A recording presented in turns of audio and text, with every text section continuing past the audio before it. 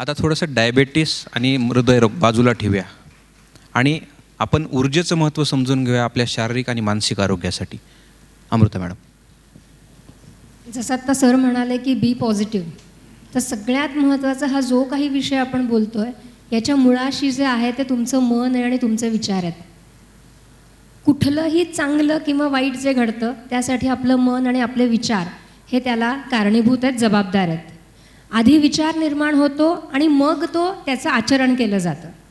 योगशास्त्र असं म्हणतं की तुमचा हा देह, ज्याला त्याने अन्नमय कोश म्हटलं आहे, ह्या अन्नमय कोशाच्या बाहेर सांगितलं आहे तो म्हणजे प्राणमय कोश, जिथे ही ऊर्जा, ही सकारात्मकता, ही स्पंदनं असतात.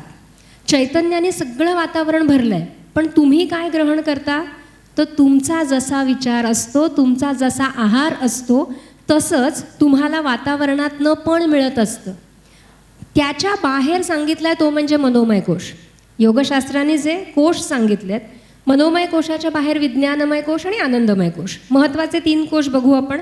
अन्नमय कोश म्हणजे फिजिकल बॉडी, त्याच्या बाहेर प्राणमय कोश जिथे हा प्राण आहे, आणि त्याच्या बाहेर मनोमय कोश. ह्या मनोमय कोशामध्ये तुमच्या सगळ्यांचे विचार तरंग आहेत आणि ह्या विचार तरंगामध्ये हा देह आहे बरं का. आणि मग त्या विचार तरंगाप्रमाणे हा देह वागतोय. तुमचं आरोग्य तुमच्या हातात आहे. आहार, विहार आणि विचार, 3 महत्त्वाच्या गोष्टी. आहार तुम्ही योग्य ठेवा, तुम्हाला योग्य पंचतत्व मिळतील. विहारामध्ये काय येतं, तर विहारामध्ये व्यायाम येतो, विहारामध्ये मनोरंजन येतं, कौटुंबिक स्वास्थ्य येतं, हे सगळं विहारामध्ये येतं. आणि तिसरं महत्त्वाचं म्हणजे विचार. तुमचे विचार जेवढे योग्य असतील तितकं तुमच्याकडनं कृती योग्य घडणार आहे. ऊर्जा ही शारीरिक आणि मानसिक ह्यामधला दुवा आहे, प्राणमय कोश. जसे तुम्ही विचार करणार तशी कृती घडणार. अगदी फिजिकल त्रासांबद्दल बोलतो आहे आपण. जसं सर मगाशी म्हणाले की दाह निर्माण होतो. मग दाह म्हटलं की मला आठवतं अग्नितत्व. ते म्हणाले की कॅल्शियम जमा होतं, कडकपणा येतो. मग मला आठवतं की पृथ्वीतत्व वाढणं. शरीरामध्ये 5 तत्व जेव्हा कमी पडतात किंवा वाढतात तेव्हा हे फिजिकल प्रॉब्लेम सुरू होतात. आणि तुमच्या वेगवेगळ्या भावभावनांमधून देखील ह्या 5 तत्वांची अतिरिक्तता किंवा कमतरता ही होत असते. तुम्ही जेव्हा अतिरिक्त संचय करता रागाचा, मग तुम्ही अग्नी वाढवताय. मग त्याचा परिणाम तुमच्या शरीरावर होणार आहे कालांतराने. अति हळवेपणा आहे, मग तुम्ही जल वाढवताय. आत्मविश्वास योग्य असेल तर पृथ्वीतत्व योग्य आहे, तो अतिरिक्त व्हायला लागला तर पृथ्वी वाढायला लागलं, मग कडकपणा यायला लागला, मग तो तुमच्या विचारामध्ये, तुमच्या आचारामध्ये, सगळ्यामध्ये यायला लागतो. तर ही सगळी 5 तत्वांची भाषा आहे, जो माझा अभ्यासाचा विषय. आणि म्हणून विचारांवरती काम करण्यासाठी ही जी काही दैनंदिनी देण्याचा प्रयत्न केला, ह्याच्यामध्ये रोज एक ध्यान देणार आहोत आपण. आज ध्यानाची गरज आहे. आज मन शांतच नाही आहे, सतत आपण उठल्यापासून रात्रीपर्यंत पळतोय. जसं सर म्हणाले की कुटुंबाबरोबर वेळ कुठे घालवतोय आपण सतत ताणात आहोत. तर हा ताण कधीतरी कुठेतरी बाजूला ठेवायला हवा आहे ना. आणि जर ते तुम्हाला जमलं, तो तुम्हाला प्रॉपर मॅनेज करता आला, तर ह्या सगळ्या गोष्टी जमणार आहेत. घरातली सगळी माणसं एकच अन्न खातात, पण प्रत्येकाला त्यातनं जे घटक मिळतात ते वेगळे आहेत. जसं मॅडमनी सांगितलं की आजार एक असला तरी त्याची कारणं वेगवेगळी असतात, त्याच्यामुळे ट्रीटमेंट वेगवेगळी असते. तर त्याची कारणं बघायला हवी आहेत. ज्या वेळेला तुम्ही आनंदित होऊन आहार सेवन करणार आहात तरच तुम्हाला योग्य घटक मिळणार आहेत. नाहीतर तुम्ही सॅलड खाताय, तुम्ही हे खाताय, तुम्ही ते खाताय, पण इथे तुम्ही कितीतरी ओझं घेऊन बसलात. मग तुम्ही कितीही चांगलं खाल्लं तरी तुमचे रिपोर्ट प्रॉब्लेमच दाखवणार आहेत. त्याच्यामुळे मनावर पण काम व्हायला हवं आहे त्याच्या बरोबरीने.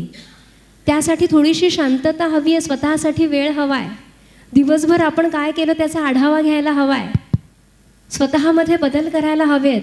जिथे मी बदल नाहीच करू शकत आहे, मग त्याचा ताण घेऊन करता तरी काय, मग ते सोडून द्यायला हवं आहे. तर अशा अनेक गोष्टी आपण आपल्या रोजच्या दिनचर्येमध्ये, जीवनशैलीमध्ये वापरायला हव्यात आणि त्याचा परिणाम आपल्या आरोग्यावर निश्चितपणे होणार आहे. Thank you madam. 1 तास जवळजवळ संपत आला आणि खूप सारे प्रश्न आहेत, तर थोडंसं आपण फास्ट करूया म्हणजे सगळ्या प्रश्नांची उत्तर आपल्याला मिळतील. कारण बरं 8 वाजायला लागलेत आणि सगळ्यांना भूकही लागले असतील, डायबिटीस पेशंट आहेत. तर मी पुढचा प्रश्न अर्चना मॅडमला विचारतो आहे. योग्य जीवनशैली, संतुलित आहार आणि मेडिसिन्स. मी मेडिसिन जेव्हा म्हणतो तेव्हा गोळ्या आणि इन्सुलिन ह्या दोन्हीबद्दल बोलतो आहे, फक्त गोळ्या नव्हे. तेव्हा इन्सुलिनही औषधाचा महत्त्वाचा घटक हे लक्षात ठेवा. ह्या तिन्ही गोष्टी केल्यानंतरसुद्धा डायबिटीस नियंत्रणात राहण्यासाठी काय करायला हवे? सो जो 4 बातें यहाँ ऑलरेडी हो चुकी हैं, उसके अलावा एक जो इमीडिएटली मुझे लगता है बहुत इम्पॉर्टेंट है, वो है चेकिंग. डायबिटीज़ में या सारी क्रॉनिक डिजीज़ में खासियत होती है कि उसके लक्षण बहुत कम होते हैं. सो हमारे पास पेशेंट बाइक पे बहुत दूर से आते हैं और यहाँ आने के बाद शुगर 600 होती है, तो हम डरते हैं, पेशेंट नहीं डरता, वो बोलते हैं मैडम चुकीचा रिपोर्ट आहे. They are very confident. 48 sugar में पेशेंट इज़ वेरी कॉन्फिडेंट, नहीं मैम ये ग्लूकोमीटर कुछ भी बोलता है. सो ये बहुत इम्पॉर्टेंट है कि हम मॉनिटरिंग करें.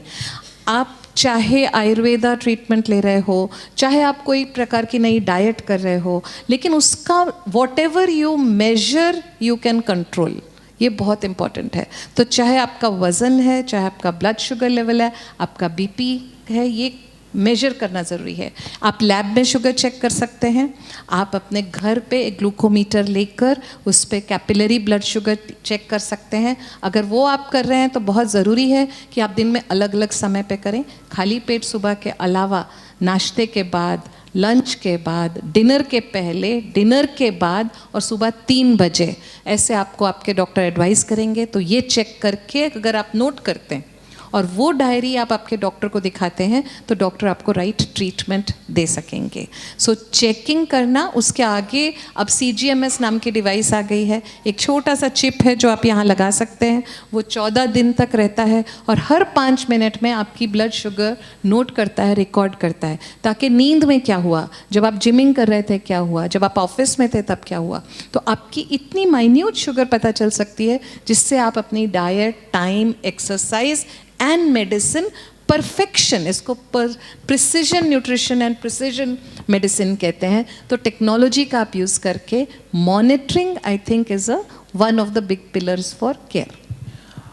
थोडक्यात बऱ्याचदा काय होतं ना, आपण लॅबमध्ये जेव्हा शुगर टेस्ट करायला जातो, जनरली आम्ही ऑब्झर्व केलेली गोष्ट आहे, आपल्याला माहीत असतं आपल्याला डॉक्टरांनी 5 तारीख दिलेली, मग आपण 1 तारखेपासून डाएट कंट्रोल करायला चालू करतो. Real fact. मग 3-4 तारखेला आपण टेस्ट करतो, ॲब्सोल्युटली नॉर्मल, आणि मग जोमानं खायला चालू करतो. अरे माझी तर शुगर नॉर्मल आहे, मी 2 गुलाबजामुन खाल्ले तर काय होईल, काहीच होणार नाही. त्याच्यामुळं SMBG, self monitoring of blood glucose level, हे फार गरजेचं आहे. रँडमली करायला किंवा आठवड्यातून एकदा करायला पाहिजे. आणि सगळ्यात म्हणजे CGM, जे मॅडमनी सांगितलं, इट्स युअर सेल्फी. तुमच्या शुगरची ती सेल्फी आहे. फक्त मला एक प्रश्न विचारायचा आहे मॅडम, जी लॅबमध्ये आपण टेस्ट करतो दॅट इज इम्पॉर्टंट और SMBG इज इम्पॉर्टंट और इक्वली गुड? ओके, ये कन्फ्यूजन हमेशा होता है. For the first time diagnosis, जबकि हम ग्लूकोमीटर्स पे रैंडम चेक करके कैंप्स में देखते हैं, पर फर्स्ट टाइम डायग्नोसिस के लिए laboratory sugar is a gold standard.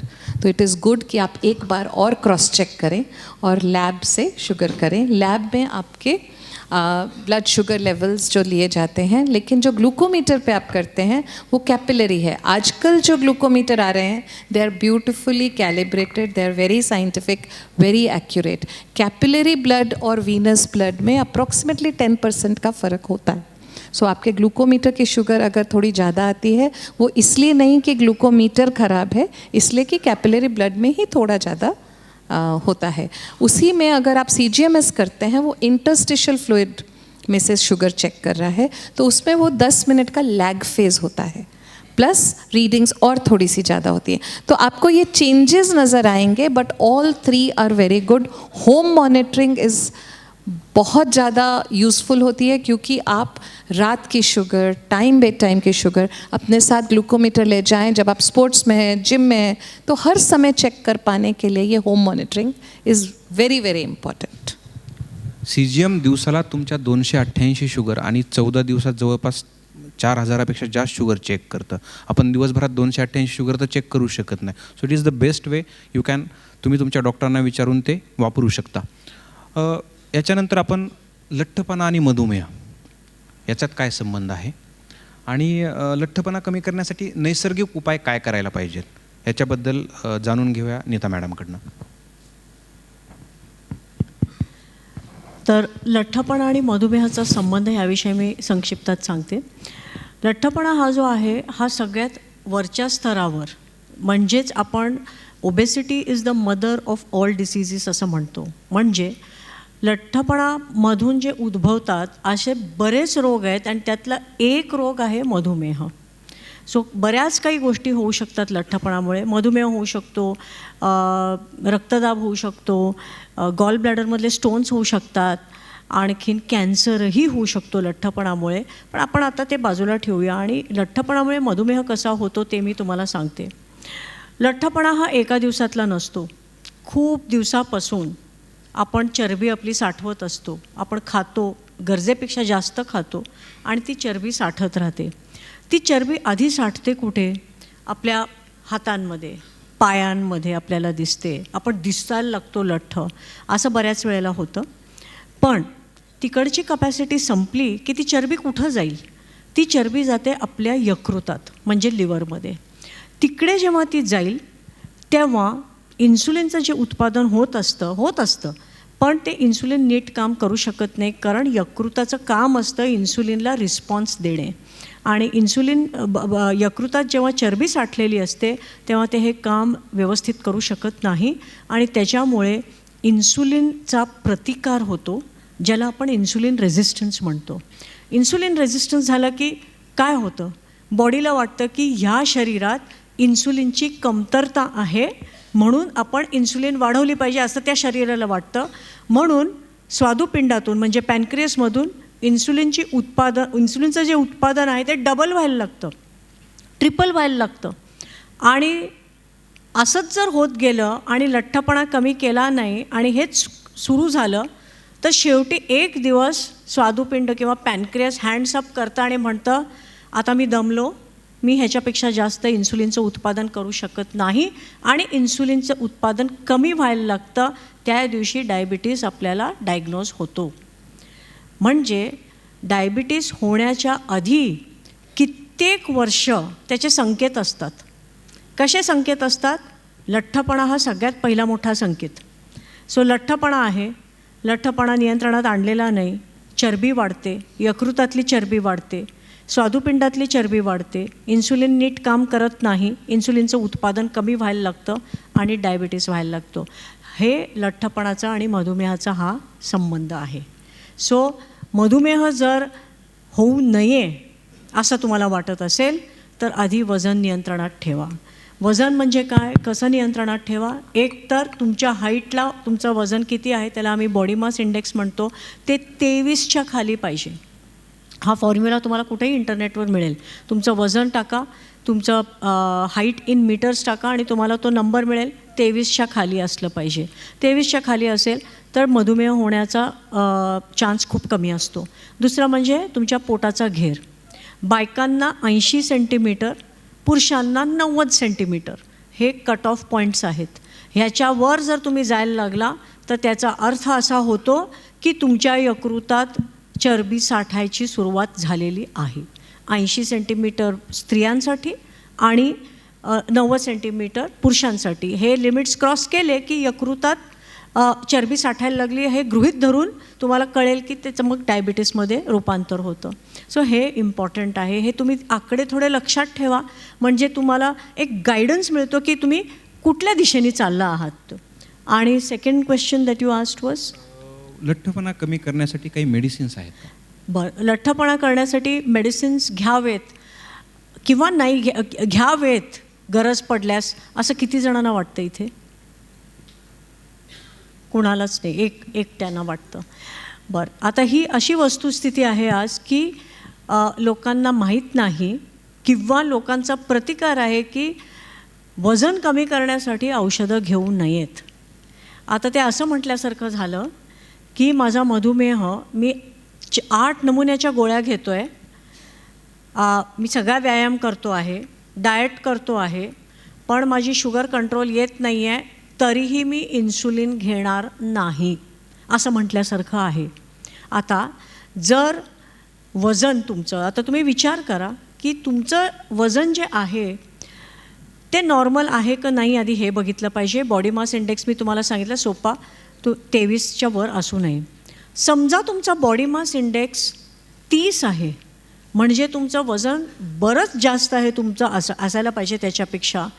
ते तुम्ही घटवायचा प्रयत्न करता. तुम्ही diet, exercise, walking, sleep, meditation सगळं करूनसुद्धा तुमचं वजन जर असलेल्यापेक्षा 8 ते 10% तुमचं जर वजन जास्त असेल तर हे उपाय काम करतात. पण तुमचं जर जादा एक्सेस वेट 10%च्या वर असेल किंवा तुम्हाला वजन घटवायची जे कॅल्क्युलेशन आहे की तुमचं 20% वजन कमी झालं पाहिजे किंवा तुमचं 15% वजन कमी झालं पाहिजे, फक्त जीवनशैलीतून ते होऊ शकत नाही. तुम्ही दिवसभर कामही करायला पाहिजे, तुम्ही दिवसभर व्यायाम नाही करू शकत आणि तुम्ही एका मर्यादेपलीकडे तुम्ही डाएट करू शकत नाही. सो असा जेव्हा काळ येतो की तुमचा बॉडी मास इंडेक्स 35 आहे, 40 आहे आणि तुम्ही वॉकिंग करूही शकत नाही आहात कारण वजन इतकं जास्त आहे, अशा वेळेला औषधं घेणं गरजेचं आहे. कारण मगच तुम्ही मधुमेह, पायाचे आर्थरायटिस, पायाचे ऑपरेशन, अँजिओप्लास्टी किंवा कॅन्सर हे जे सगळं आहे हे तुम्ही टाळू शकता कारण तुमचं वजन लवकर कमी होणं गरजेचं आहे. जेव्हा तुम्हाला 20 ते 25 किलो किंवा 30 किलो कमी करायचं आहे तर ते फक्त जीवनशैलीच्या बदलातून होऊ शकत नाही. कारण आत्ता हा लठ्ठपणा नुसतं दिसण्यासाठी लठ्ठपणा नाही, पण हा एक रोग होऊन बसलेला आहे आणि रोगाचं नियंत्रण फक्त जीवनशैलीतून नाही पण औषधं पण देऊन होऊ शकतं. आता अशी औषधं उपलब्ध आहेत, ती सेफ आहेत, त्यांचं खूप संशोधन झालेलं आहे. बऱ्याचशा त्या संशोधनामध्ये जे ग्लोबल ट्रायल्स आहेत त्याच्यात मी सुद्धा इन्वॉल्व्ड होते आणि मी सांगू शकते की करेक्ट पेशंट जर आपण सिलेक्ट केला आणि करेक्ट पद्धतीने ते दिलं, साईड इफेक्ट प्रोफाईल आपण मॉनिटर करत राहिलो तर काही पेशंट्समध्ये, सगळ्या पेशंट्समध्ये नाही, काही पेशंट्समध्ये लठ्ठपणा कमी करण्याची औषधं उपलब्ध आहेत आणि त्याचा उपयोग करून घ्यावा. थोडक्यात लठ्ठपणा म्हणजे एक खास सासू आहे जी आपल्या सुनेला त्रास देते. सून म्हणजे पँक्रियाज. ती तिला खूप काम करायला लावते, रोज हे कर ते कर ते कर. एक दिवस पँक्रियाज बंद पडणार आहे, मग काम काय करायचं आहे, औषधं, बाकीच्या सगळ्या गोष्टी हे सासूबाईला खुश करण्यासाठीच्या गोष्टी आहेत. सासूबाई खुश झाली, लठ्ठपणा तुमचा गेला. आपल्याला आता थोडं फास्ट करावं लागेल. मी सगळ्यांना पुन्हा सांगतो की थोडंसं आपण फास्ट करूया. आता ना थोडेसे महत्त्वाचे याची एक आपले स्वयंसेवक बाजूला आहेत, कुणाला काही प्रश्न विचारायचे असतील अशा चीटवर तुम्ही लिहून ठेवा. लिहिणं झाल्यावर पुन्हा हात वर करा. प्रश्न माझ्याकडे येतील, मी तुमच्या वतीनं यांना सगळ्यांना विचारेल. ज्यांना पाहिजेत चीट त्यांनी हात वर करा, त्यांच्याजवळ हे पोहोचून जातील. येस. तर आता इथून पुढचे थोडेसे इंटरेस्टिंग क्वेश्चन्स आहेत. मी शिल्पा मॅडमला हा प्रश्न विचारेल की तृणधान्य जसे की बाजरी आहे, ज्वारी आहे, नाचणी आहे, त्याला आपण इंग्लिशमध्ये मिलेट्स म्हणतो, आणि खाद्यतेलाबद्दल कुठलं तेल खावं. आता त्याच्यामध्ये पण कुठलं तेल तळण्यासाठी वापरावं, कुठलं तेल ड्रेसिंगसाठी वापरावं, कुठलं तेल चटणीवर घेण्यासाठी वापरावं, हे फार महत्त्वाचे प्रश्न आहेत जे मॅडम आपल्याला सांगतील. आणि सगळ्यात महत्त्वाचं, आपण जे तळलेलं तेल आहे त्याचं काय करायचं, हा सगळ्यात महत्त्वाचा प्रश्न असतो. तर तो प्रश्न आपण मॅडमला विचारूया. मॅडम पण थोडं लवकर संपूया आपण. तर किती जण डायबिटीज आहे म्हणून चपाती खाणं सोडून भाकरी खायला सुरू केली आहे आणि मग काय झालं, ब्लड शुगर झाली का कंट्रोल? मग सगळ्यात मोठा प्रश्न आहे गणिताचा. तर आता इथे खूप बायका आहे आणि अशी अपेक्षा आहे की पुरुषांनाही यातलं थोडं ज्ञान असावं. तर चपाती किंवा पोळी करताना एवढं पीठ लागतं, हो की नाही? हो. भाकरी करताना झालं की नाही तिप्पट. मग ते तिप्पट खाऊन डायबिटीस कसं कंट्रोलमध्ये येईल? मॅडम सगळे काय म्हणाले की कमी खाणं फार गरजेचं आहे. त्यामुळे जर तुम्ही चपातीच्या ऐवजी नाचणी, ज्वारी, बाजरी, कुठलाही काय म्हणतात मिलेट्सला, तृणधान्य तृणधान्य, कुठलंही तृणधान्य हे मी तुम्ही- शोधून काढले नेटवरनं, हो, मलाही म्हणजे मला नव्हतं. माहिती नव्हतं. सो हे कुठलंही धान्य जर तुम्ही घेतलं तर तुमची ब्लड शुगर वाढेलच. त्यामुळे जर तुम्हाला भाकरी खायची आहे चपाती ऐवजी, तर नाही तर चपाती एवढा लहान गोळा करा आणि त्याची भाकरी थापता येत नसेल तर समजा 2 गोळ्यांच्या मिळून एक भाकरीचा गोळा झाला तर अर्धी भाकरी एवढंच खाणं गरजेचं आहे. याच्याहून जास्ती खाऊ नका.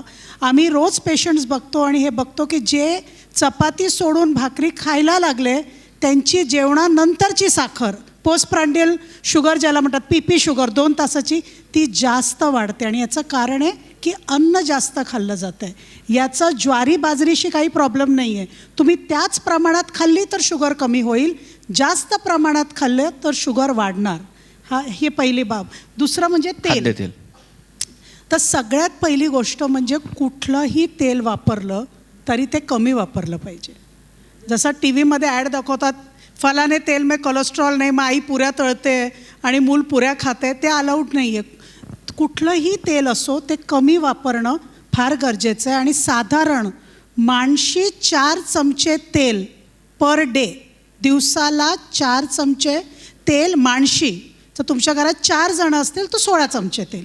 चहाचे चमचे, भाजी वाढायचा चमचा नाही. हां, तर म्हणजे 20 ग्रॅम तेल पर हेड तुम्ही. आणि नॉर्मली एवढ्या तेलात छान स्वयंपाक होतो, म्हणजे तुम्हाला काही स्वयंपाक करताना प्रॉब्लेम येणार नाही. सरांनी विचारलं कुठलं तेल खायचं, तर सर्वसाधारणपणे आता आपण महाराष्ट्रात आहोत तर शेंगदाण्याचं तेल, तिळाचं तेल हे चांगली तेल आहे खायला.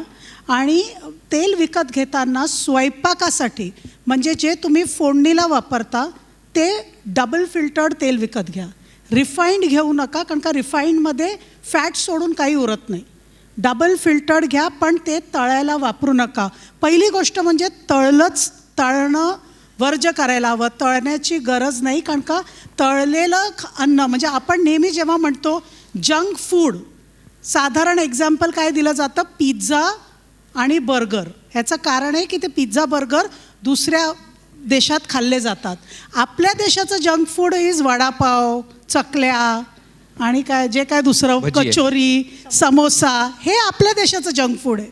आपल्याला बर्गर खायची काही गरज नाही, आपल्याकडे खूप मोठी लिस्ट आहे जंक फूडची. तर ते सगळं जंक फूड हे तळलेलं असतं. त्यामुळे हे वर्ज करणं महत्त्वाचं आहे. पण कधी घरी तळावं लागलं, परत आता सण येत आहेत ना सगळे, त्यामुळे काही तर तळलं जाईलच. तर जर तळलं गेलं तर तळलेलं तेल परत वापरू नका, म्हणूनच तळू नका. काय नाही तर ते फेकावं लागतं. नाही, पण नाशिककरांना मध्ये मध्ये करावं लागेल, कारण नाशिक, पाऊस आणि भजी. हो, नाही, नाशिक पाऊस आणि भजी काय, मुंबईला पण भजी खातात. त्यामुळे जर तळलं तर कमी तेलात तळा, म्हणजे ते तेल परत वापरायची गरज नाही. आणि जर ते तेल उरलं तर ते फेकून द्या, ते तेल वापरू नका. तळलेलं. आणि म्हणूनच बाहेरचं खाऊ नये, कारण का जर तुम्ही कधी वडापाव वगैरेच्या गाडीवर गेला असाल तर ज्या दिवशी गाडी लागते जे कढईत तेल असतं त्याच्यावर ते फक्त तेल ॲड करतात, ती साफ करत नाही. करेक्ट. आणि त्यामुळे जे खालचं तळलेलं तेल असतं त्यांनी तुमची म्हणजे ते तुमच्या तब्येतीला चांगलं नाही. त्यांनी कोलेस्ट्रॉल वाढू शकतं, त्यांनी म्हणजे कॅन्सरची संभावना जास्त असते. त्यामुळे ते तेल वापरू नका. तुमच्या घरी जरी तुम्ही तळलं तर ते तळलेलं तेल फेकून द्या, वापरू नका. मॅडम, 2 वाक्यात गूळ, साखर, मध. नाही, पण मी 1 मिनिट, तुम्ही कच्चं तेल चटणीवर विचारलं हां, होतं, हां, राईट? हां. तर चटणीवर जर तुम्हाला तेल खायचं तर आजकाल एक बाजारात फार कौतुक आलं आहे, त्याला ज्याला म्हणतात कच्ची घाणी का तेल. करेक्ट. कच्ची घाणीचं तेल जर तुम्हाला खायचं आहे तर ते चटणीवर घेऊन खा, किंवा काय मेतकुटावर घेऊन खा. कच्चं किंवा गरम चपाती असेल त्याच्यावर घालायचं असेल तर ते कच्ची घाणीचं, किंवा ज्याला कोल्ड प्रेस्ड ऑइल म्हणतात, जे मार्केटमध्ये मिळतं ते तुम्ही वापरू शकता. आता गूळ, तेल नाही, आणि तळण्यासाठी कुठलं तेल वापरायचं? तळूच नका. हे तळण्यासाठी तेल म्हणजे तुम्ही माझ्या तोंडून पाप नका करू. तळणं हे चुकीचं आहे. जर तळायचं झालं नाही, पण जोक सपाट जर तळायचं झालं तर तळण्यासाठी रिफाईंड ऑइल वापरायला पाहिजे. आणि रिफाईंड ऑइल जर तुम्ही तळण्यासाठी वापरताय तर ते सुद्धा फक्त शेंगदाण्याचं तेल तळण्यासाठी वापरा.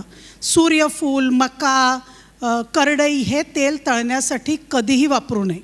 जर वापरावं लागलं, तळू नका. सगळ्यात पहिली गोष्ट असं म्हणू नका की शिल्पा जोशींनी स्टेजवर सांगितलं आहे तळा.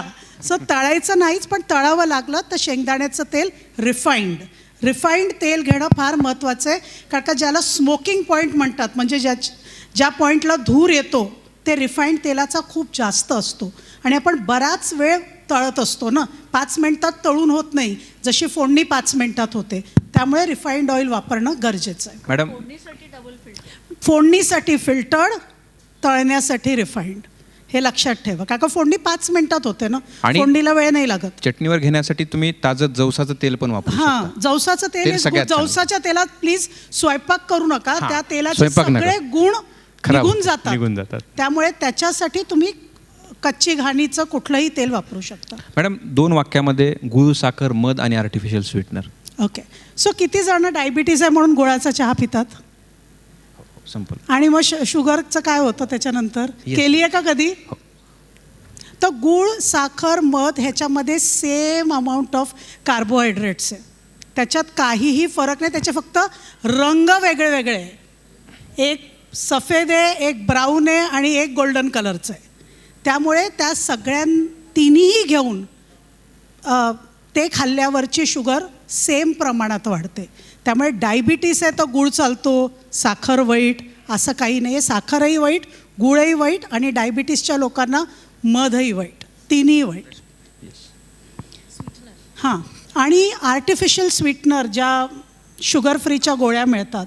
आता 1.5-2 महिन्यापूर्वी WHO वर्ल्ड हेल्थ ऑर्गनायझेशनची ॲडवायझरी आली होती की आर्टिफिशियल स्वीटनर्स वजन कमी करण्यासाठी अजिबात घेऊ नये, त्यांनी शरीराला इजा होते. तर असा प्रयत्न करा की जर तुम्हाला ब्लड शुगर किंवा तुम्हाला वजन कमी करायचं आहे तर गोड पदार्थ खाणं टाळा. एखाद वेळ खायचं असेल तर रेग्युलर ह्याच्यातलं खूप कमी प्रमाणात खा, पण आर्टिफिशियल स्वीटनर्सचा कमीत कमी वापर करा. कारण का आर्टिफिशियल स्वीटनर बिकॉज ते केमिकल आहे ना, शेवटी ते आर्टिफिशियली मेड आहे.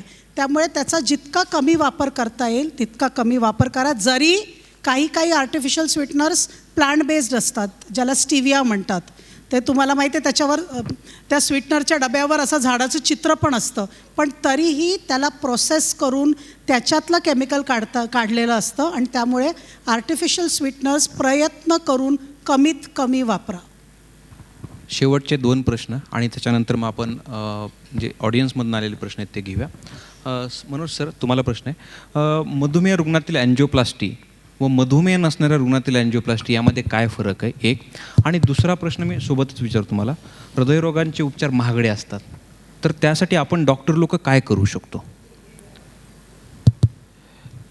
अँजिओप्लास्टी माझ्या मते हा एक परवलीचा शब्द झाला आहे. प्रत्येक घरामध्ये अँजिओप्लास्टी किंवा बायपासचा पेशंट आहे आणि सगळ्यांना याच्याबद्दल माहिती आहे असं मी समजतो.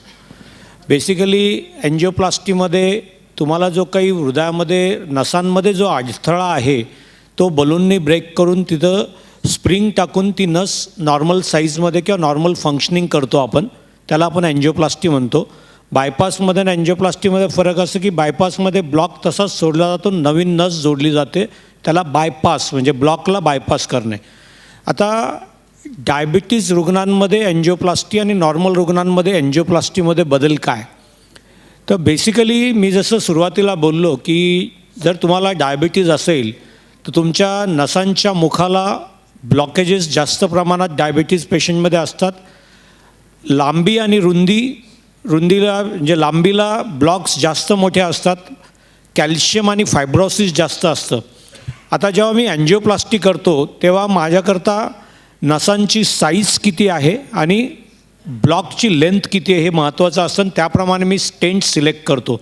आणि जेव्हा मला स्टेंट टाकायचा असतो त्याला स्टेंट मी फुगून त्या नसाच्या साईजला म्हणजे आम्ही त्याला स्टेंट एक्सपान्शन आणि स्टेंट ॲपोजिशन म्हणजे तो स्टेंट व्यवस्थित फुगला आहे का आणि त्या नसमध्ये तो व्यवस्थित बसला आहे का नाही, कारण त्याच्यावरती शॉर्ट टर्म आणि लाँग टर्म रिझल्ट्स ठरतात. म्हणजे अँजिओप्लास्टी फेल गेली असं आपण जेव्हा म्हणतो, त्याच्यामध्ये तुमचा स्टेंट व्यवस्थित बसला आहे का नाही हे पण एक महत्त्वाचा क्रायटेरिया ठरतो. तर आम्ही जेव्हा इमेजिंग वापरतो, म्हणजे तुम्ही जसं सोनोग्राफी करता पोटाची, त्याचप्रमाणे आज अँजिओप्लास्टीमध्ये इमेजिंगचा वापर म्हणजे इंट्रावॅस्क्युलर अल्ट्रासाऊंड आयवस किंवा OCT म्हणजे ऑप्टिकल कोहेरन्स टोमोग्राफी, ज्याच्यामध्ये लाईट सोर्स वापरून नसाच्या आतमधनं चित्रीकरण केलं जातं. तर याच्यामधनं जेव्हा डायबिटीज पेशंटमध्ये आपण चित्रीकरण करतो तर त्याच्यामध्ये कडकपणा जास्त असणे, कॅल्शियमचं प्रमाण जास्त असणे आणि लेंथ जास्त असणे आणि डिफ्यूज डिसीज म्हणजे तुमच्या नसेमध्ये प्रॉक्झिमल, मिड आणि डिस्टल असे 3 पार्ट जर केलं तर प्रॉक्झिमल टू मिड किंवा प्रॉक्झिमल टू डिस्टल लांग सेगमेंटचे ब्लॉकेजेस डायबिटीज पेशंटमध्ये जास्त आढळतात. तर त्याच्यामुळे तुम्हाला लागणारी स्टेंटची लेंथ जास्त, त्याच्यामुळे स्टेंटची लेंथ जेव्हा जास्त समजा ती 50 ते 60 मिलीमीटर जर लागली किंवा 2 स्टेंट वापरावे लागले तर वरच्या आर्टरीची साईज 3.5, मधल्या आर्टरीची साईज 3 आणि खाली 2.5 मिलीमीटर जर असेल तर तुम्हाला स्टेंट सिलेक्शन करताना सुद्धा काळजीपूर्वक साईज सिलेक्ट करावी लागते का जेणेकरून एक्सपान्शन आणि ॲपोजिशन व्यवस्थित होईल. त्याच्यामुळे तो स्टेंट टाकल्यानंतर वेगवेगळ्या बलून्सनी डायलेट करून ते ॲपोजिशन करणं गरजेचं ठरतं की जेणेकरून तुम्हाला रिस्टेनॉसिस, अँजिओप्लास्टीचा प्रॉब्लेम काय आहे की नसाच्या आतमध्ये पुन्हा अडथळा तयार होणे स्प्रिंगमध्ये किंवा स्प्रिंगच्या एजेसमध्ये. नॉर्मल माणसांमध्ये 2 ते 3% प्रमाण असतं की पहिल्या 6 महिन्यामध्ये पुन्हा ब्लॉकेजेस तयार होण्याचं. ते डायबिटीजच्या पेशंटमध्ये नॉर्मल माणसापेक्षा 5 ते 10% चान्स असू शकतो का स्टेंट पुन्हा बंद होऊ शकतो. त्याच्यामुळे अँजिओप्लास्टीनंतर काळजी पण तितकीच घेणं गरजेचं आहे की तुमचं शुगर व्यवस्थित कंट्रोल करणे, आपण जे ऑलरेडी बोललो की LDL कोलेस्ट्रॉल 60च्या खाली किंवा 50च्या खाली ठेवणे. आणि त्याच्यामुळे अँजिओप्लास्टीच्या रुग्णांनी ज्यांना डायबिटीज पण आहे यांनी त्यांचे रक्त पातळ करायची औषधं जी आहेत, ड्युअल अँटीप्लेटलेट एजंट, हे चांगल्या पद्धतीने न चुकता घेणं गरजेचं ठरतं. आणि शुगर, BP आणि कोलेस्ट्रॉलची औषधं आणि त्याच्याबरोबर जीवनशैलीतील बदल जे आपण बोललो याची काळजी घेणं गरजेचं ठरतं. Thank you sir. अमृता मॅडमसाठी एक प्रश्न आहे. विशिष्ट आजारासाठी कुठली मुद्रा करावी, त्याचे काही उदाहरणं आपल्याला सांगता येतील का? हो, निश्चितपणे. सध्या जर बघाल तर पित्त असा त्रास घरोघरी आहे. तर ज्या वेळेला तुम्हाला पित्ताचे काही त्रास होतात, तर पित्त म्हणजे अग्नी, मी प्रत्येक गोष्ट तत्वाशी त्याची सांगड घालणार. आणि मग अशा वेळेला पित्तशामक मुद्रा म्हणून सांगितलेली शास्त्राने, की ज्याच्यामध्ये तुमचा अंगठा तुम्ही करंगळीच्या तळाशी लावता आणि त्याच्यावरती करंगळी फोल्ड करता, उरलेली 3 बोटं सरळ ठेवता. ही पित्तशामक मुद्रा तर तुम्ही लगेच केली आणि अशीच तुम्ही एक 10 ते 15 मिनटं या मुद्रेमध्ये दोन्ही हात ठेवलेत तर थोड्या वेळामध्ये तुम्हाला ती जी काही जळजळ असेल किंवा जो काही त्रास असेल तो कमी व्हायला मदत होते. कुठलीही मुद्रा किंवा कुठलाही उपाय हा सातत्यपूर्ण जेव्हा आपण करतो तेव्हाच त्याचे दूरगामी परिणाम मिळतात. अदरवाईज जे परिणाम असतात ते तात्पुरत्याच स्वरूपाचे असतात. कुठलीही मुद्रा ही जर तुम्हाला दूरगामी परिणाम हवे असतील तर सातत्यपूर्ण करावी लागते. तसंच काही वेळेला वात वाढतो, पोट फुगतं, काही वेळेला आपल्या बरगड्यांच्या खाली आपल्याला दुखतं, तिथे तो वात अडकलेला असतो. अशा वेळेला अपान वायू मुद्रा, पहिलं बोट अंगठ्याच्या तळाशी, पुढची 2 बोटं अंगठ्याच्या टोकाला आणि करंगळी सरळ. अपान वायू मुद्रा ही मुद्रा दोन्ही हातांनी करून जर आपण एक 10 ते 15 मिनटं थांबलो तर बऱ्याच वेळेला असं होतं की ढेकर येतात किंवा गॅसेस पास होतात आणि अडकलेला जो वात असतो तो बाहेर पडून तुम्हाला थोडं रिलॅक्स वाटतं. अशा अनेक मुद्रा आहेत की ज्या तुम्हाला इन्स्टंट कॉन्स्टिपेशनसाठी अपान मुद्रा किंवा क्षेपण मुद्रा सांगितलेली आहे, दोन्ही हातांनी करायची आहे. तर ह्या मुद्रा जेव्हा तुम्ही करता त्यावेळेला तो वात, तो प्राण याला तुम्ही ॲक्टिव्ह करता, ज्या आपल्या नाड्या आपल्या बोटांमधून गेलेल्या आहेत आणि 5 तत्वांचं वहन करतात त्याला तुम्ही थोडीशी मदत करता आणि त्याच्यामुळे अडसर दूर होऊन तुम्हाला जो काही त्रास होतोय तो मोकळा व्हायला मुद्रा तुम्हाला मदत करतात. थँक्यू. आपण आता पेशंटच्या तुमच्या सगळ्यांच्या प्रश्नांकडे वळूया. एक प्रश्न मला आला आहे की डायबेटीसची नॉर्मल रेंज काय आहे, फास्टिंग शुगर काय असावी, पोस्ट प्रँडियल म्हणजे जेवणानंतरची किती असावी आणि HbA1c किती असावी. नॉर्मल ब्लड प्रेशर लेवल सरांनी ऑलरेडी सांगितली 130 ते 80च्या खाली असायला पाहिजे. विनीता मॅडमला विनंती करतो की त्यांनी याच्याबद्दल थोडंसं सांगावं.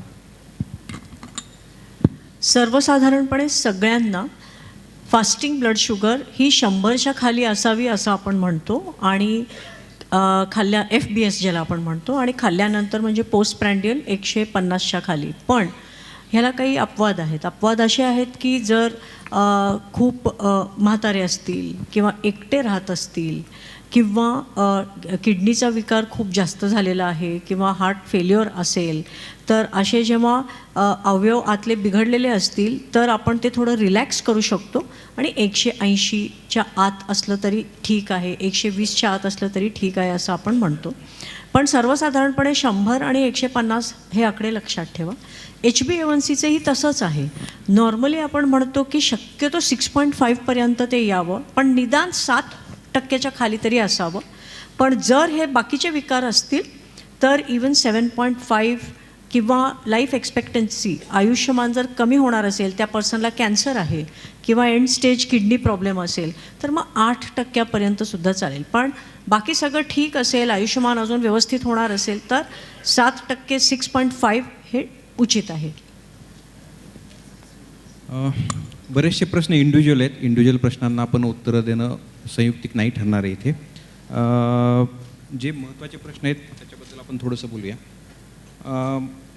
ऑफकोर्स मनावरचा ताण वाढला, स्ट्रेस आला, it is a major risk factor for diabetes. हा एक प्रश्न आहे. मी थोडेसे फास्ट उत्तरं देतो त्याचे. आता एकाने रागावर कंट्रोल करण्यासाठी काही उपाय आहे का, तर हा प्रश्न मॅडम योग मुद्रा याच्यानंतर घेणार आहेत, मॅडम त्याच्यावर बोलतीलच. पण माझ्याकडनं आहे की घरी भांडणं करू नका, बायकोसोबत चांगलं राहत तर आपोआपच रागावर कंट्रोल येऊन जाईल. शिल्पा मॅडमसाठी एक प्रश्न आहे. डायबिटीसमध्ये ड्रायफ्रूट खाणं योग्य आहे का आणि कुठले ड्रायफ्रूट खावेत आणि फ्रूट्स पण कुठले खावेत?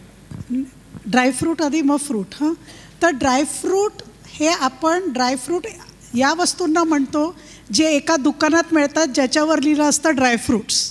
करेक्ट. ड्रायफ्रूट्स म्हणजे 2 प्रकारचे असतात. ॲक्च्युअल ड्रायफ्रूट म्हणजे सुकवलेली फळं म्हणजे ड्राय फ्रूट. करेक्ट. मग फळं म्हणजे कुठली? द्राक्ष. मग ते सुकवली की मनुका, बेदाणे ते तयार होतं. किंवा खारीक, खजूर सुकवला की म्हणजे खजूर आणि खारीक हे ड्रायफ्रूट्स झाले. तर ड्रायफ्रूट खाल्लं म्हणजे जे गोड आहे, अंजीर, मनुका, खारीक, खजूर, प्रून्स मिळतात, बऱ्याच वस्तू मिळतात. जे जिभेला गोड लागतात त्यांनी ब्लड शुगर वाढते.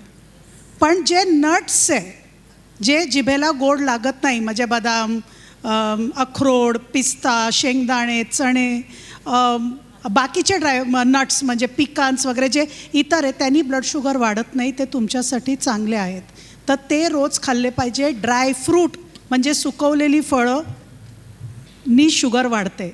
आता कुठली फळं खाल्ली पाहिजे, तर रोज डायबिटीसच्या असलेल्या व्यक्तींनी रोज एक तरी फळ खाल्लं पाहिजे आणि ते ज्याच्यात साखरेचं प्रमाण कमी आहे म्हणजे पेरू, नाशिक आहे म्हणून पेरू म्हटलं. सो पेरू, सफरचंद, पेर, डाळिंब अशी फळं ज्याच्यात साखरेचं प्रमाण कमी आहे ती फळ रोज एक खाल्लं पाहिजे. पण फळ खायला एक फार महत्त्वाची टीप म्हणजे फळ जेवताना किंवा जेवल्यावर खायचं नाही. म्हणजे आपल्या इकडे जनरली काय आहे की जेवून हात धुतले की लगेच सफरचंद कापून खाल्लं जातं. ते चुकीचं आहे. 2 जेवणांच्या मध्ये म्हणजे दुपारचं जेवण आणि रात्रीच्या जेवणाच्या मध्ये वेळ असते, साधारण 5 वाजता जेव्हा भूक लागते तेव्हा फळ खाणं हे बरोबर आहे. तुम्ही जर जेवणाबरोबर फळ खाल्लं तर जेवणानंतरची शुगर खूप हाय येते. पुढे काही पर्सनल क्वेश्चन आहेत. मधुमेहात खांदे आखडणे, मला इंजेक्शन घ्यायला सांगितले, डोळ्याचा प्रॉब्लेम, इंजेक्शन घ्यायला सांगितलं आहे. तुमचे जे डॉक्टरांनी सांगितले ते अतिशय योग्य आणि ते तुम्ही कंटिन्यू करा. 18व्या वर्षापासून डायबिटीस आहे, रक्तवाहिन्या डॅमेज झाल्यात, तुम्ही सरांना भेटू शकता किंवा तुमच्या कार्डिओलॉजिस्टला भेटू शकता. दुपारची झोप घ्यावी किंवा घेऊच नाही, हा अतिशय फारच पर्सनल प्रश्न आहे पण पुण्याच्या लोकांना विचार चांगलं उत्तर देतील. महत्त्वाचा प्रश्न आहे फॅटी लिव्हर. मी अर्चना मॅडमला त्याबद्दल एक नीता मॅडम आप फॅटी लिव्हर मी मगाशी बोलले की लिव्हरमध्ये जेव्हा चरबी साचते, फॅटी लिव्हर ज्याला आपण म्हणतो, हे एकदा जर कळलं, आता तुम्ही असं बऱ्याचदा होतं की तुम्ही सोनोग्राफी आणि कशासाठी तरी करायला जाता आणि तिथे रेडिओलॉजिस्टचा रिमार्क असतो फॅटी लिव्हर ग्रेड 1 असं वगैरे, पण त्याच्याकडे जास्त लक्ष दिलं जात नाही. पण हे सगळ्यात डेंजर आहे, कारण ह्याच्यामुळे पुढचे सगळे प्रॉब्लेम्स सुरू होऊ शकतात. फॅटी लिव्हर जर असेल तर वजन घटवलं पाहिजे. तुमचं दिसायला जरी वजन नॉर्मल असेल, तुमचा बॉडी मास इंडेक्स जरी नॉर्मल असेल, फॅटी लिव्हर जर असेल तर वजन कमी केलं पाहिजे. ऑफकोर्स फॅटी लिव्हर हे जास्त अल्कोहोल दारू घेतल्यामुळे सुद्धा होऊ शकतं, तो भाग वेगळा आहे. मी जो फॅटी लिव्हर म्हणते त्याला नॉन अल्कोहोलिक, म्हणजे अल्कोहोल न घेणाऱ्या लोकांमध्ये, म्हणजे ज्यांच्यात लठ्ठपणा आहे ज्याच्यामुळे फॅटी लिव्हर आहे त्यांच्याबद्दल बोलते आहे. फॅटी लिव्हर हे कमी केलंच पाहिजे. एकच उपाय आहे म्हणजे वजन घटवणे. वजन घटवण्याचे जे वेगवेगळे डाएट्स आहेत, एक्सरसाइजबद्दल मी ऑलरेडी बोललेली आहे. वजन घटवलं फॅटी लिव्हर जाऊ शकते. फॅटी लिव्हर जर गेलं तर तुम्हाला डायबिटीज होणार नाही, पुढचे प्रॉब्लेम्स होणार नाहीत. सो मुझे डायलेटेड कार्डियोमायोपैथी है, 13 साल से मैं वेट लॉस करने के लिए मेडिसिन ले सकता हूँ क्या? बिल्कुल, लेकिन आप अपने डॉक्टर के पास जाइए और अंडर सुपरविजन लीजिए. इन्सुलिन वेनमध्ये नाही जात, पोटात वेन नसतात, तुम्ही बिनधास्त आणि सेफली घेऊ शकता. मी सगळ्यांचेच प्रश्न घेतो आहे. वजन कमी करण्यासाठी आयुर्वेदिक ॲलोपॅथी कुठली औषधी घ्यावी? अगेन मी एक सगळ्यात महत्त्वाचं वाक्य सांगतो, every pathy is good but when it is in good hands. तर जे कोणी तुमचे डॉक्टर आहेत, डिग्रीवाल्या डॉक्टरकडे जा, जे काही मेडिसिन्स देतात त्याच्यावर लेबल पाहिजे, त्यात काय आहे तुम्ही घेऊ शकता. वजनचाच आहे पुन्हा. दीक्षित डाएटबद्दल मार्गदर्शन करावं. आय थिंक ऑलरेडी मॅडम त्याच्यावर बोललेल्या आहेत. हॉट टॉपिक आहे, पण ऑलरेडी आय थिंक झालं आहे बोलणं. बर्निंग सोल, त्याचा अर्थ सरळ सरळ तुमचं शुगर कंट्रोल नाही, यू हॅव डायबेटिक न्यूरोपॅथी, तर तुम्ही तुमची शुगर कंट्रोल ठेवा. अमृता मॅडमचे क्वेश्चन्स आहेत, मॅडम मुद्राच्या कार्यशाळेमध्ये ते उत्तरं देतील. हे मला वाचता आलेलं नाही आहे, आय एम सॉरी, पण तुमचे याचा अर्थ की तुमची शुगर फारच अनकंट्रोल्ड आहे. मला किडनीचा आजार आहे, पण ज्या अर्थी आपल्याला लिहिता येत नाही आहे, म्हणजे तुम्ही तुमच्या डॉक्टरांचं फॉलो करा.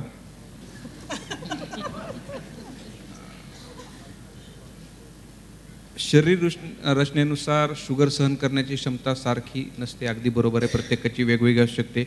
एखाद्याची शुगर 200 आहे, 4 युनिट इन्सुलिनवर कंट्रोल होऊ शकतो, पण त्याच दुसऱ्या पेशंटला कदाचित 10 युनिट लागू शकतं. अतिशय बरोबर आहे तुमचं. डायबिटिक डाएटमध्ये दुधाचे पदार्थ घेता येतात का? अगदी साय काढून तुम्ही घेऊ शकता. डायबेटिक क्रमानं कृपया सांगणे. मॅडमने ऑलरेडी सांगितले, प्रोटीन अगोदर खा आणि ज्यात शुगर आहे ते शेवटी खा. सलाड जेवणाच्या अगोदर, बिलकुल सलाड जेवणाच्या अगोदरच खायला पाहिजे, त्याला प्रीलोडिंग म्हणतात. तुपाऐवजी खोबरेल तेल खाल्ले तर चालेल का? कुठलंही योग्य प्रमाणात खा, काही प्रॉब्लेम नाही आहे. कारण खोबरेल तेल म्हटलं की 1 किलो खाल्लं तर मग प्रॉब्लेम होईल. डायबिटिक पेशंटने दिवसभरात किती वेळेस खावे? 2 वेळेस खाल्ले का? आता ते बऱ्याच जण हे महत्त्वाचा प्रश्न आहे, कारण तुम्हाला काय ट्रीटमेंट चालू आहे? तुम्हाला इन्सुलिन 4 वेळेस चालू आहे, 2 वेळेस चालू आहे, तुम्ही गोळ्यांवर आहेत, कुठल्या गोळ्यांवर आहेत? त्याच्यामुळे हा इंडिव्हिज्युअल प्रश्न आहे. तुम्हाला जी ट्रीटमेंट चालू आहे त्याच्या प्रमाणात तुमचा डाएट ठरेल, ते तुमच्या डॉक्टरांना तुम्ही विचारा.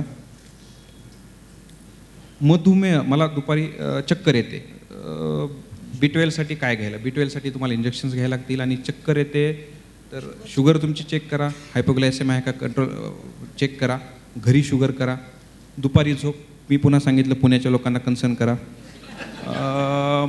आयुर्वेदातील मेदारी गोळ्यांचा वजन कमी करण्यासाठी किती उपयोग होतो? Frankly speaking, we are not ayurvedic doctors, so we can't, आम्ही त्याच्याबद्दल बोलू शकणार नाही आहेत.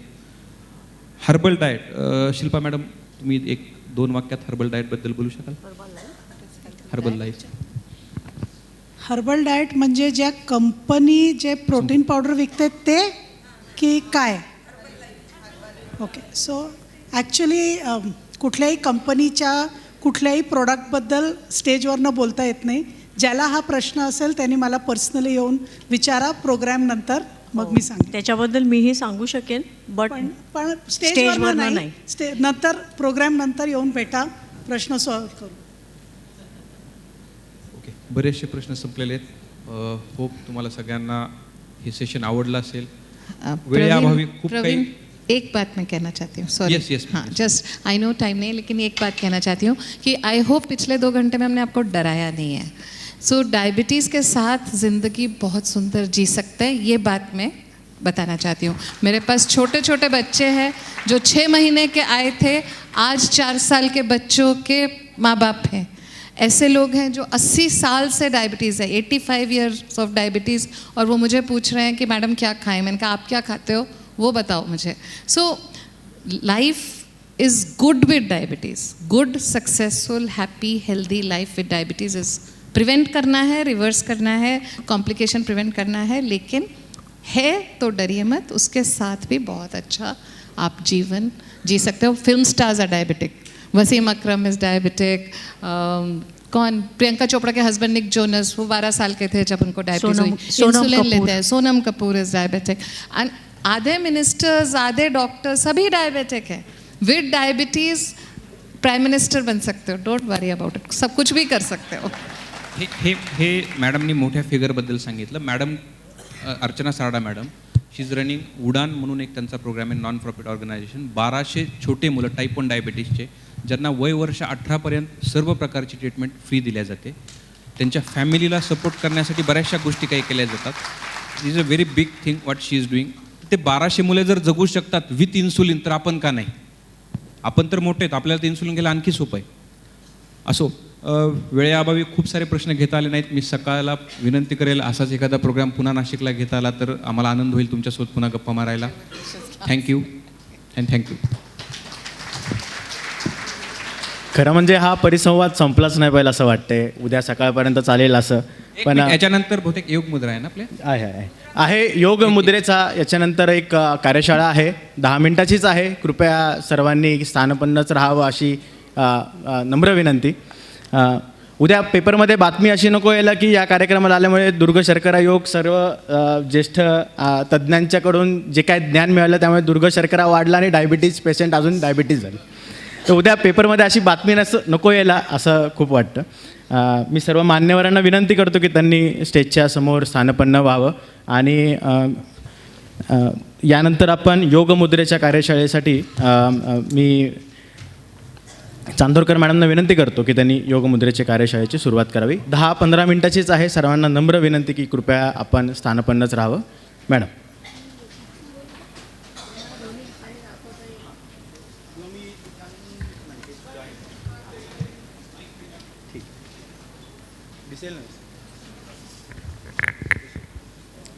नमस्कार. एक 10 मिनटामध्ये तुम्हाला सांगणार आहे की तुमच्या हातामध्ये कशी जादू आहे आणि तुम्ही ती कशी वापरू शकता. सगळ्यात महत्त्वाचं, ज्या ऊर्जेबद्दल मी बोलते आहे ती ऊर्जा चराचरामध्ये सामावलेली आहे आणि सतत आपण घेतो आहे.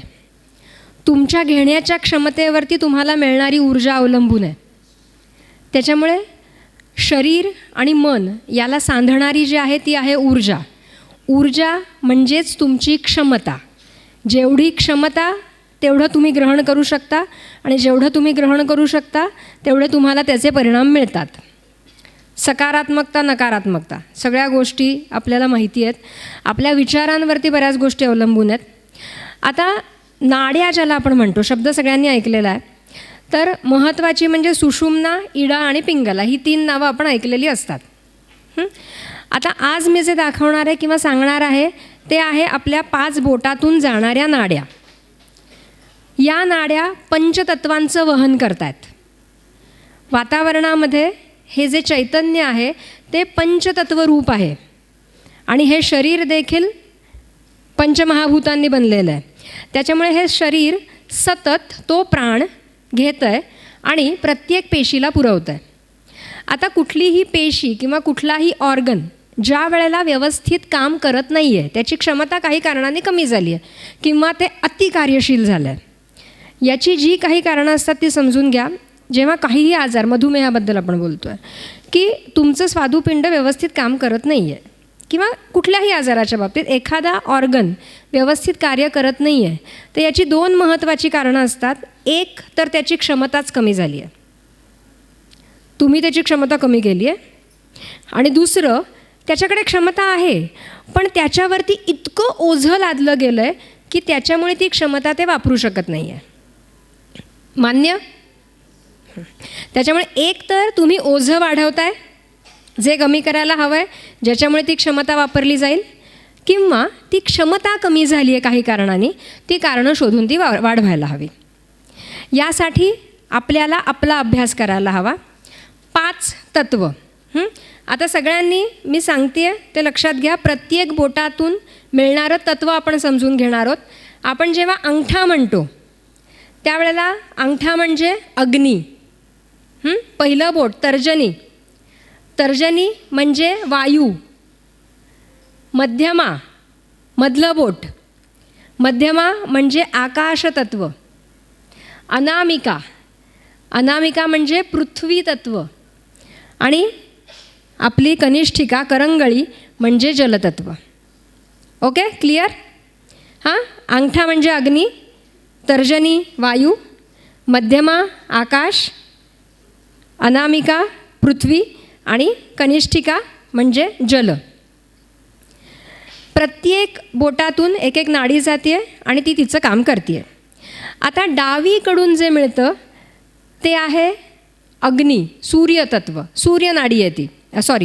डावीकडनं जे मिळतं ती चंद्रनाडी आहे आणि उजवी सूर्यनाडी आहे. म्हणजे एकीकडून मिळतं आहे तेज आणि एकीकडून मिळते आहे शीतलता. एक आहे धनप्रभारित आणि एक बाजू आहे ऋणप्रभारित. Male female, yang yin. आता हे 2 हात ज्या वेळेला आपण एकत्र आणतो, नमस्कार सगळ्यांना माहिती आहे, तर ही एक मुद्रा आहे. नमस्कार ही मुद्रा काय करते, तर ही इकडच्या 5 नाड्यांना आणि इकडच्या 5 नाड्यांना एकत्र करते. ज्या वेळेला तुम्ही ही मुद्रा करता आणि छातीशी हात ठेवता, म्हणजे अनाहत चक्र, भावभावनांचं केंद्र सांगितलं शास्त्राने. जेव्हा तुम्ही छातीशी ही मुद्रा करून ठेवता, ही मुद्रा पॉझिटिव्हिटी आकर्षित करणारी मुद्रा आहे. वातावरणातनं सकारात्मकता आकर्षून घेणारी ही मुद्रा आहे आणि ही संतुलनाची पण मुद्रा आहे. म्हणजे योग्य प्रमाणात तेज आणि योग्य प्रमाणात शीतलता याला संतुलित करणारी ही मुद्रा आहे. शारीरिक आणि मानसिक संतुलन साधणारी ही मुद्रा आहे. आणि म्हणून दिवसाची सुरुवात नमस्कारांनी करायची. कुणालाही भेटल्यानंतर नमस्कार करायचा आहे. जिथे सकारात्मकता आहे खूप, मंदिरात जेव्हा आपण जातो तिथे नमस्कार करायचा आहे. का सांगितले शास्त्रांनी? तुमच्या आरोग्यासाठी. आपल्याला अर्थ माहिती नाही, आज कळला. त्यामुळे जिथे कुठे पॉझिटिव्हिटी आहे आणि तिथे तुम्ही हात जोडता त्यावेळेला मॅक्सिमम पॉझिटिव्हिटी तुम्ही रिसीव करत असता. आता अजून सोप्या काही मुद्रा, जसं आपण बोटं बघितली सगळी. आता जसं आपण म्हणालो की पहिलं बोट तर्जनी म्हणजे वायुतत्व. आता वायू म्हणजे काय आहे, तर वायू म्हणजे चंचलता आहे. अतिरिक्त वायू झाला की अस्थिरता येते, एन्झायटी, विचार चंचल होतात. आणि जर त्याला जागेवर आणायचं असेल तर शास्त्राने मुद्रा सांगितली आहे, ध्यान मुद्रा. पहिलं बोट त्याचं टोक अंगठ्याच्या टोकाशी जुळवा आणि उरलेली 3 बोटं सरळ ठेवा. ध्यान मुद्रा. ध्यान करताना आपण करतो ना. आता ही मुद्रा काय करते, तर या 2 नाड्यांना एकत्र आणते आणि त्याचं संतुलन साधते. जेव्हा केव्हा तुमचे विचार तुमच्या ताब्यात नाही आहेत, अस्वस्थ झाला आहेत तुम्ही, खूप चंचल झाले आहेत विचार, त्यावेळेला तुम्ही ही मुद्रा करू शकता. ही मुद्रा करा. श्वासावर लक्ष केंद्रित करा. शांत श्वसन करा. ही मुद्रा तुम्हाला त्या चंचल विचारातून शांत करणार आहे. पुढे काही काळ ही शांतता निश्चितपणे टिकणार आहे. ती चिरकाळ टिकायला हवी असेल तर सातत्यपूर्ण ध्यान, रोज आपल्याला मेडिटेशन हे करावं लागेल. म्हणजे आपण मनामध्ये जे साठवले ना, मगाशी मी सांगितलं मनोमय कोश, त्यामध्ये वर्षानुवर्ष साठवलेल्या गोष्टी आहेत. शरीराची स्वच्छता आपण रोज करतो, पण मनाची स्वच्छता कधी केली आठवत आहे? केलीच नाही आहे. रोज जेव्हा आपण मेडिटेशन करू तेव्हा मन नाही शांत होणार. डोळे मिटले की मन शांतच नाही होणार, ते पळणार कुठे कुठे कुठे. का पळणार? कारण त्या मनोमय कोशामध्ये बरंच काही साठवलं आहे आणि डोळे मिटल्यानंतर त्याला असं वाटतं की आता ही शांत बसली आहे. मग ते पेंडिंग वर्क आहे. मनोमय कोशामध्ये साठलेलं सगळं पेंडिंग वर्क, त्याच्याकडे ते धाव घेतं. की ते उरकायला हवं ना, केव्हापासून साठवून ठेवलं आहे, आणि म्हणून ते शांत होत नाही. पण रोज जेव्हा तुम्ही ही प्रॅक्टिस कराल, निरामय जीवनसूत्र जे तुम्हाला दिलं आहे त्या अंडर आपण रोज मेडिटेशन करवून घेणार आहोत. जेव्हा तुम्ही रोज प्रॅक्टिस कराल, रोज मनात येणारे विचार त्याला बाजूला साराल, तेव्हा हळूहळू तो मनोमय कोश स्वच्छ व्हायला लागेल आणि कधीतरी आपल्याला त्या शांततेचा अनुभव येईल. त्यासाठी ध्यानमुद्रा. त्यानंतर आकाशतत्व, मधलं बोट, मध्यमा. आकाश म्हणजे काय? तर आकाश म्हणजे विस्तीर्णता, आकाश म्हणजे प्रगल्भता. ज्या वेळेला एकटं वाटतं त्यावेळेला ह्या आकाशाची गडबड आहे. एकटेपणा वाढला आहे, आकाश वाढलं आहे. सगळ्यांमध्ये असूनही एकटं वाटतं की, ही पुन्हा मनाची अवस्था आहे. आणि ही अवस्था तेव्हाच येते जेव्हा मनातलं आकाश वाढलं आहे. कुठलंही तत्त्व वाढलेलं असणं किंवा कमी असणं, ही जी मुद्रा आहे ही त्याला संतुलित करते. वाढलेलं असेल तर कमी करते, कमी झालेलं असेल तर वाढवते. ही हार्मलेस मुद्रा आहेत ह्या. जेव्हा कुठल्याही बोटाचं टोक तुम्ही अंगठ्याच्या टोकाला जोडता तेव्हा ही संतुलनाची मुद्रा आहे. तसंच ही आकाशमुद्रा, जी तुमच्या आयुष्यात असणारं शून्यत्व, एकटेपणा घालवणारी मुद्रा आहे.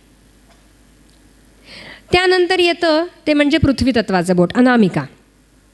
आता पृथ्वी म्हणजे स्ट्रेंथ, मग ती मनाची पण आणि शरीराची पण.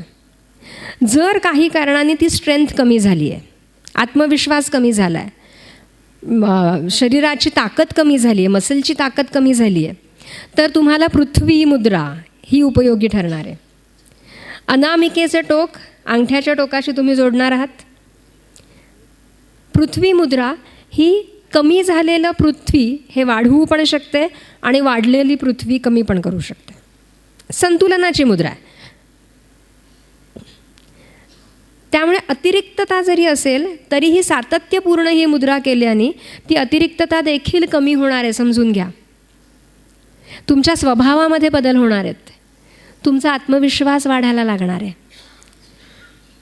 त्यानंतर येते करंगळी, ती आहे जलतत्व. मग जल म्हणजे काय? तर जल म्हणजे ओलावा, जल म्हणजे आर्द्रता, जल म्हणजे समजूतदारपणा, हळवेपणा. मग जल वाढलं तर तो हळवेपणाकडे नेतो, आणि जल जेव्हा कमी होतं तेव्हा अग्नी वाढतो. बरं, म्हणजे ती रखरखीतपणाकडे नेते, कोरडेपणाकडे नेते. त्यामुळे अग्नी आणि जल ह्या दोन्हीला संतुलित करणारी ही मुद्रा आहे, ती म्हणजे वरुण मुद्रा किंवा जलमुद्रा. कारण ह्या दोन्ही गोष्टी एकमेकांना संतुलित करत असतात. अग्नी वाढला की जल कमी होतं आणि जल वाढला की अग्नी कमी होतो.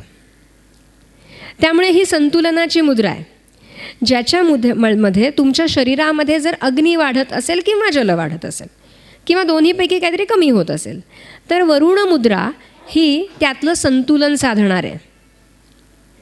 त्यामुळे अगदी तुमचा स्वभाव जरी हळवा होत चाललेला असेल तरीही तुम्ही ही मुद्रा करू शकता. कोरडेपणा येत असेल शरीरामध्ये देखील, इचिंग होतं आहे, रखरखीतपणा आला आहे, त्वचा कोरडी पडायला लागली आहे, तरीही तुम्हाला ही मुद्रा उपयोगी ठरणार आहे. बल्कीनेस येतो आहे, जलाचं प्रमाण वाढतं आहे, तरीही ही मुद्रा तुम्हाला उपयोगी पडणार आहे. ही संतुलनाची मुद्रा आहे. तर मूळ जी तत्त्व आहेत त्या संतुलन करणाऱ्या ह्या मुद्रा झाल्या. त्याचबरोबरीने शास्त्रांनी पंचप्राण सांगितलेत जे शरीरामध्ये कार्यरत असतात. आपण ज्या वेळेला नैवेद्य दाखवतो देवाला तेव्हा आपण म्हणतो ओम प्राणाय स्वाहा, ओम अपानाय स्वाहा, ओम व्यानाय स्वाहा, ओम उदानाय स्वाहा आणि ओम समानाय स्वाहा.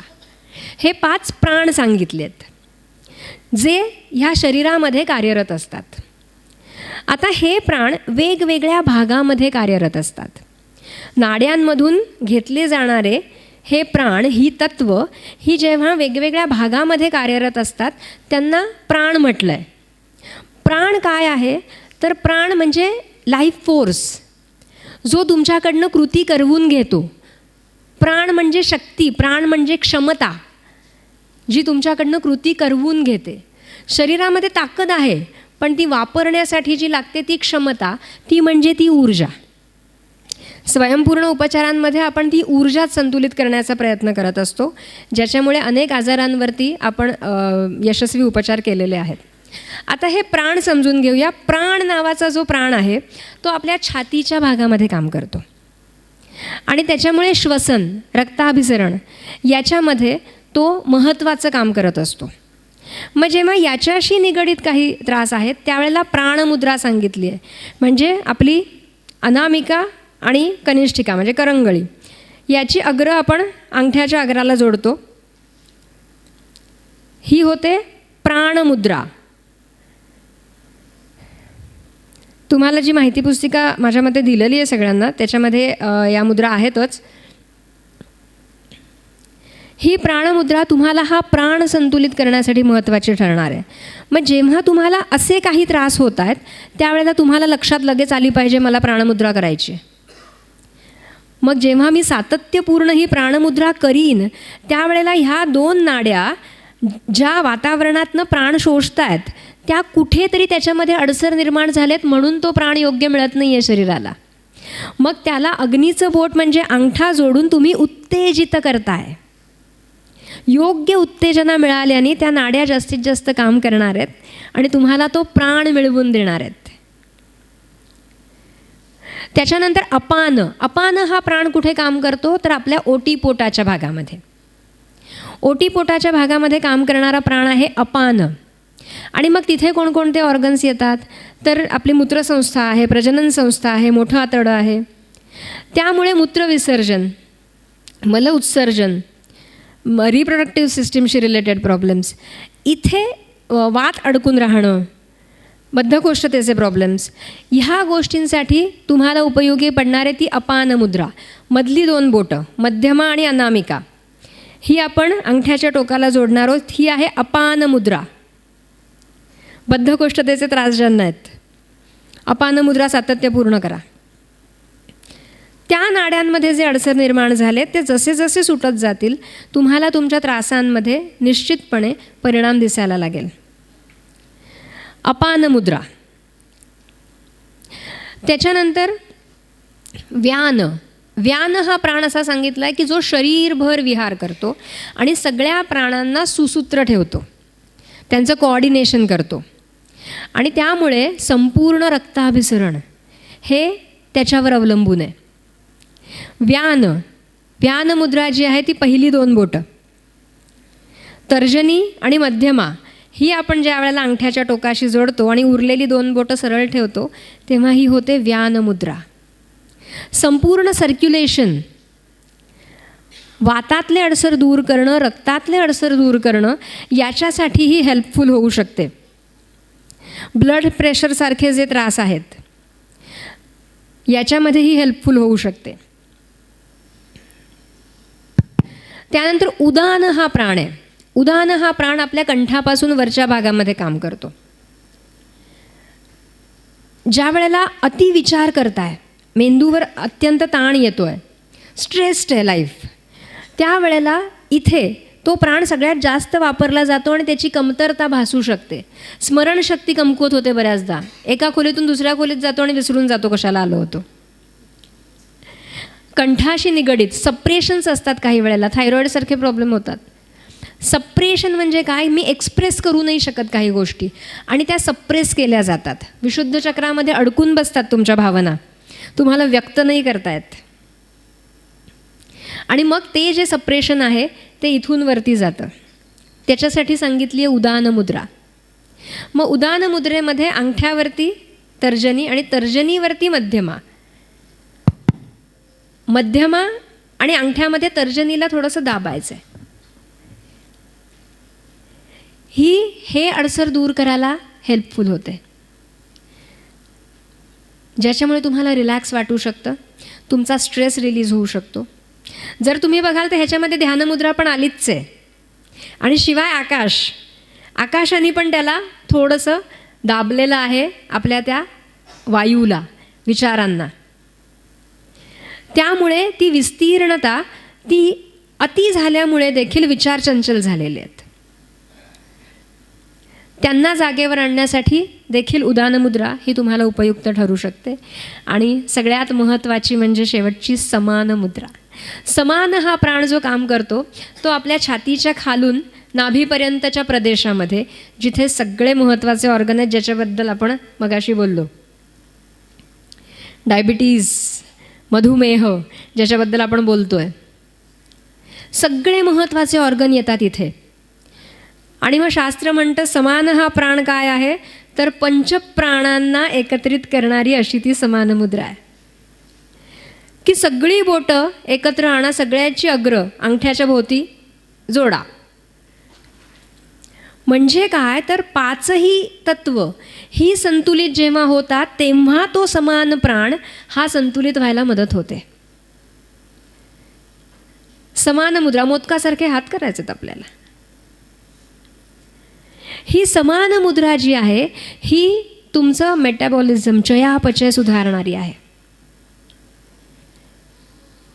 ही तुम्हाला मधुमेहामध्ये देखील उपयुक्त ठरणार आहे. प्रत्येक मुद्रा ही किती वेळ करावी, तर कमीत कमी 10 ते 15 मिनटं एका वेळेला. आणि अशी 3 ते 4 आवर्तनं दिवसाभरामध्ये 24 तासामध्ये. असं ज्या वेळेला तुम्ही करता त्यावेळेला त्या नाड्यांना चालना मिळते आणि मग आपल्याला त्याचे परिणाम हळूहळू दिसायला लागतात. कुठलाही आजार हा एका दिवसामध्ये आलेला नसतो. आपण तो साठवत आता त्या स्थितीपर्यंत आलो ज्याला आपण आजार म्हणतोय. आणि मग जर आपल्याला ती पुन्हा स्थिती हवी असेल निरोगी, तर आपल्याला जेवढं साठवलं आहे त्या सगळ्याचा उपसा करायला हवा ना. आणि म्हणून मुद्रा ह्या सातत्यपूर्ण कराव्या लागतात. रोज आपण थोडं उपसतोय आणि रोज आपण थोडी त्याच्यामध्ये ताकद वाढवतोय. आणि मग आपण असं रोज सातत्यपूर्ण जर केलं तर आपल्याला ते आरोग्य मिळणार आहे. त्याच्यामुळे मुद्रा ह्या सातत्यपूर्ण करायला हव्यात. यूट्यूबवरती निरामय वेलनेस सेंटर असं चॅनल आहे. त्याच्यामध्ये मुद्राशास्त्र नावाचा एक विभाग आहे पूर्ण. आणि ज्याच्यामध्ये या मुद्रा आणि याच्या व्यतिरिक्तही अनेक मुद्रांचे व्हिडिओज आहेत जे तुम्हाला एक्सप्लेन करतील की कोणकोणत्या आजारांमध्ये कोणकोणत्या मुद्रा ह्या हेल्पफुल ठरू शकतात. ते तुम्ही निश्चितपणे बघू शकता आणि त्याचा फायदा तुम्हाला होऊ शकतो. आपल्या शास्त्राने आपल्याला हाताने जेवायला सांगितलं आहे, याच्या मागेही आरोग्यच आहे. आपल्याला आरती घ्यायला सांगितलं आहे, त्याच्या मागेही आरोग्यच आहे. जो मी मगाशी प्राणमय कोश म्हणाले, वेगवेगळ्या प्रकाराने ह्या प्राणमय कोशामध्ये जास्तीत जास्त प्राण यावा आणि तो तुमच्या शरीराला मिळून तुमचं शरीर हे सुदृढ आणि सक्रिय राहावं, याच्यासाठी खूप छोट्या छोट्या गोष्टी शास्त्राने सांगितल्यात. निरामय जीवनसूत्र याच्यामध्ये असंच काहीसं देण्याचा प्रयत्न आम्ही केला आहे की ह्या छोट्या छोट्या गोष्टी जर आपण करू तर आपल्याला त्याचे बेनिफिट्स हे नजीकच्या भविष्यकाळामध्ये दिसणार आहेत. कुठलीही गोष्ट करताना तुमचा विचार, तुमची भावना ही महत्त्वाची असते. कोरडेपणाने जेवढं तुम्ही कराल तेवढे तुम्ही त्याच्याशी सांधले जात नाही. आणि जेवढं मनापासून कराल तेवढं तुम्ही त्या निसर्गाशी, त्या ऊर्जेशी सांधले जाता आणि मग त्याचे परिणाम तुम्हाला मिळायला लागतात. त्यामुळे तुम्हाला काय हवं आहे हे मनात ठेवा आणि ते करा. जेव्हा तुम्ही मुद्रा करता तेव्हा जिथे ते बोट टेकतं तिथे एक बारीक स्पंदन, एक ठोका हा खरं तर आपल्याला जाणवतो. नाही जाणवला तर बोट थोडंसं हलवून बघा, थोडीशी त्याची पोझिशन हलवून बघा. शांत होण्याचा प्रयत्न करा, श्वसन शांत करा आणि तो ठोका जाणवतोय का ह्याच्याकडे लक्ष द्या. सातत्यपूर्ण करा. मन जसं शांत व्हायला लागेल तसं तुम्हाला तो एक स्पंद बारीक हा जाणवायला लागेल. आणि तो जाणवला की समजा येस, आपली पोझिशन बरोबर आहे. पण त्यासाठी प्रॅक्टिस ही अत्यंत महत्त्वाची आहे. तर आजपासून आपण ह्या छोट्या छोट्या गोष्टी आपल्या आयुष्यामध्ये वापरणार आहोत आणि ह्याचे परिणाम काय होत आहेत हे निरामय तुमच्याकडनं वेळोवेळी तुम्हाला विचारणार आहे. तुम्हाला काहीही मार्गदर्शन लागलं तर तुम्ही आम्हाला विचारणार आहात आणि आम्ही ते करायचा प्रयत्न निश्चितपणे करणार आहोत. तर ऑल दी बेस्ट. थोडक्यात संपवण्याचा प्रयत्न केला आहे. धन्यवाद.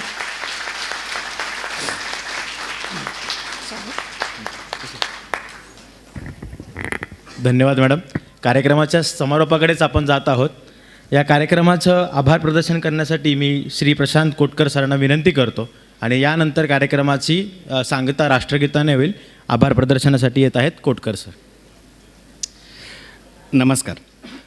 सकाळ स्वास्थ्यम प्रस्तुत ऊर्जा पार्टनर निरामय wellness centre, health partner Sharangdhar pharmaceuticals, associate partner Magnum heart centre, Magnum heart institute आणि चोपडा हेल्थ केअर इन्स्टिट्यूट आणि सहआयोजक सकाळ तनिष्का परिवाराच्या वतीनं या कार्यक्रमासाठी ज्यांच्या मुखात नाही हा शब्द असलेले काकाश्री डॉक्टर मनोज चोपडाजी, सौ Amruta Chandorkar ma'am, doctor Archana Sarda, doctor Nita Deshpande, सौ शिल्पा जोशी आणि आपल्या सगळ्यांच्या प्रश्नांना, आपल्या मनातल्या प्रश्नांना सांगड घालत आपल्यापर्यंत आपल्या माध्यमातून पोचवणारे डॉक्टर प्रवीण कल्याणकर या सर्वांचं आणि आपण एवढ्या कमी दिवसामध्ये उत्स्फूर्तपणे आपल्या मनातल्या शंका दूर करण्यासाठी आलेल्या सर्व मायबाप वाचकांचे मी सकाळ माध्यम समूहाच्या वतीने आभार मानतो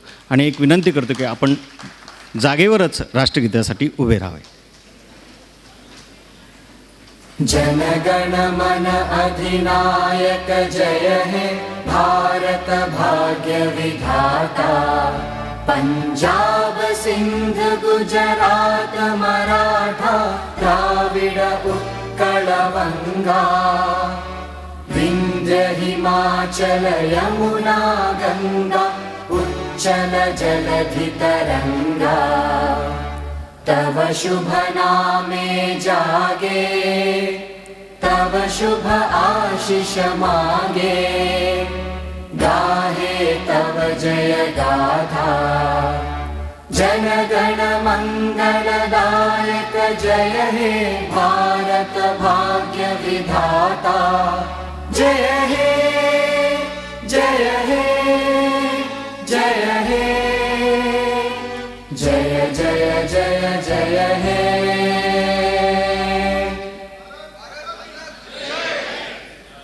धन्यवाद.